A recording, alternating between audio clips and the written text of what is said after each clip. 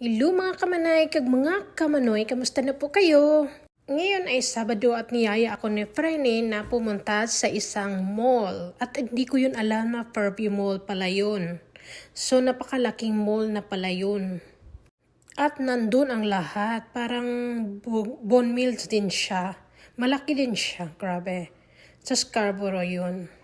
At ito na nga, paalis na nga kami, papunta na doon. Malayo-layo rin, mga 30 minutes din papunta doon. At ito na nga kami, nagbibiyahe na kasama sila auntie at uncle. Ayan, pupunta kami sa isang mall. So first time ko din dito pumasok, kaya malalaman natin kung gaano kalaki at gaano kaganda ang sa loob. Ayan, tara samahan nyo kami at tayo maglibot doon.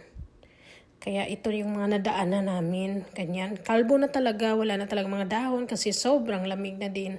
At ito na nga. Papasok kami sa entrance. Akala namin entrance. Yun pala cinema. Nakakatawa naman kami. Pero dati kasi noon, sabi nila mayroong may daanan papunta sa loob ng mall. So ngayon, na talaga, sinarado na talaga nila yung cinema, pang cinema na lang talaga. So dito kami dumaan sa labas, sobrang lamig, ayan, grabe. Kaya tumatakbolin kami papunta doon sa loob. At eto na nga kami sa loob, ang ganda pala, ayan. Napakalawak at napakaganda, so naglibot talaga ako.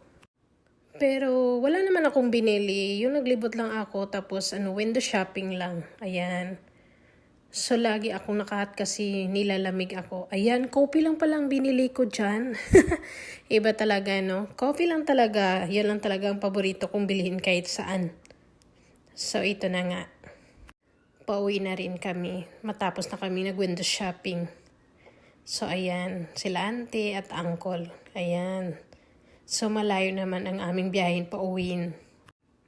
Sila uncle yata ang may nabili, so titingnan natin mamaya kung ano ang nabili niya. Surprise yata yun. Hindi pinakita kasi, kaya yun, malalaman natin mamaya. Ay! Jacket! Yun palang binili niya. Kasi winter na dito, so kailangan talaga yung makapal at hindi mabigat na jacket. Ayan, pauwi na kami, babush!